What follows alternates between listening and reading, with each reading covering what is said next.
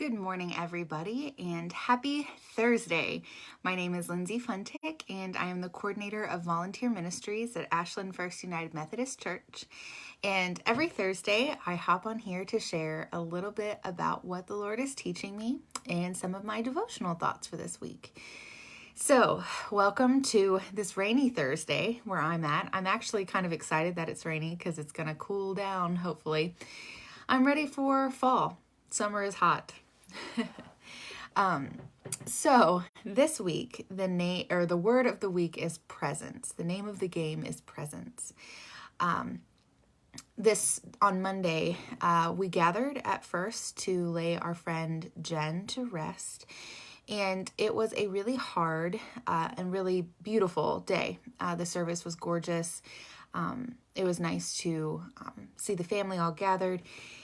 And the thing that kind of helped me to get up that morning and face the day was the fact that I knew that my people would be there. We, prayed in a side room for courage to be bolstered for that day. I had a hand holding mine during the benediction. We stood in the shade at the cemetery, and we encouraged each other to get more food. It was a day that was really hard, but it was a day that was full of people who were surrounding one another. And it was the presence of others who were walking through the same thing that made all of the difference and helped me to face the day. And I'm sure that a lot of others in that very full room felt the same way.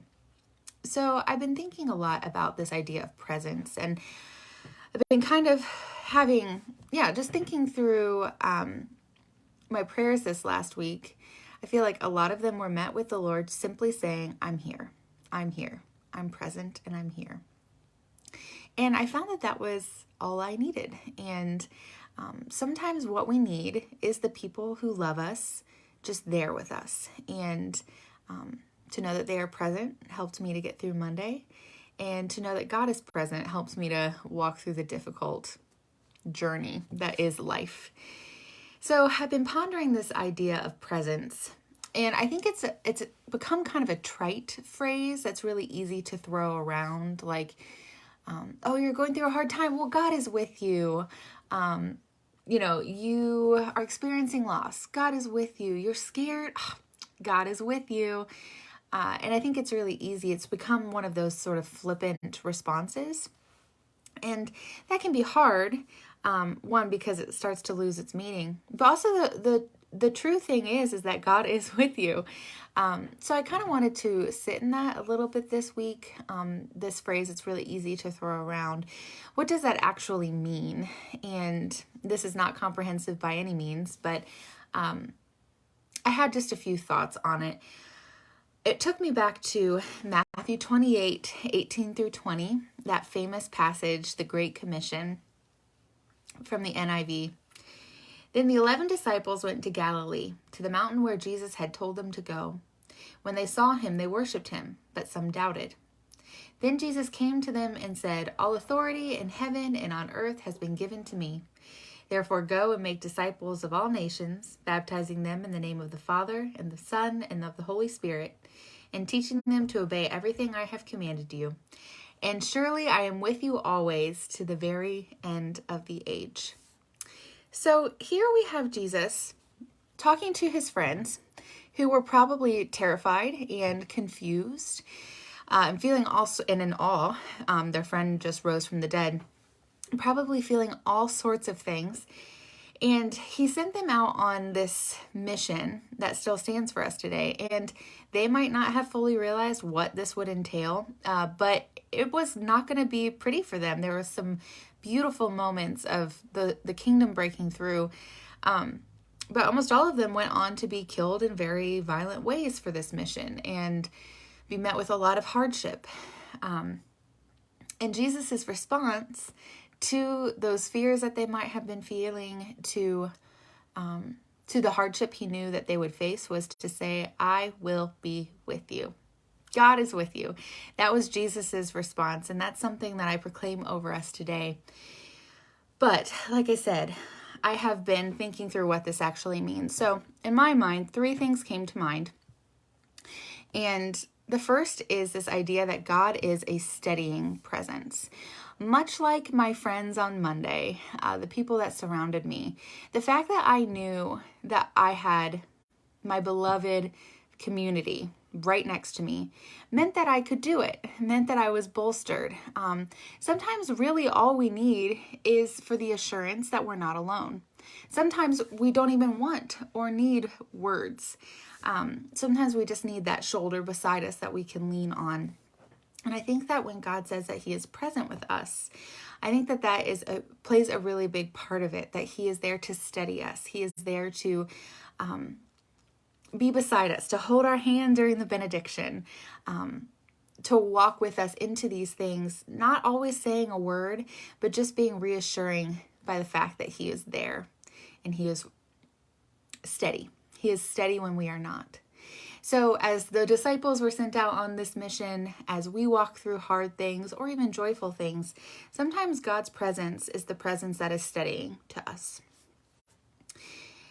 In addition to that, I also have been pondering this idea of God as an understanding presence.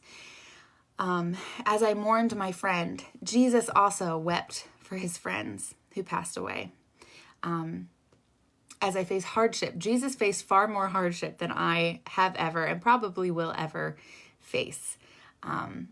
All of these things, Jesus has not called, in this passage, Jesus has not called his disciples into anything that he himself has not already walked. He himself has not already faced. And the same is true for us as we seek to live out the Great Commission, as we seek to live just our normal lives.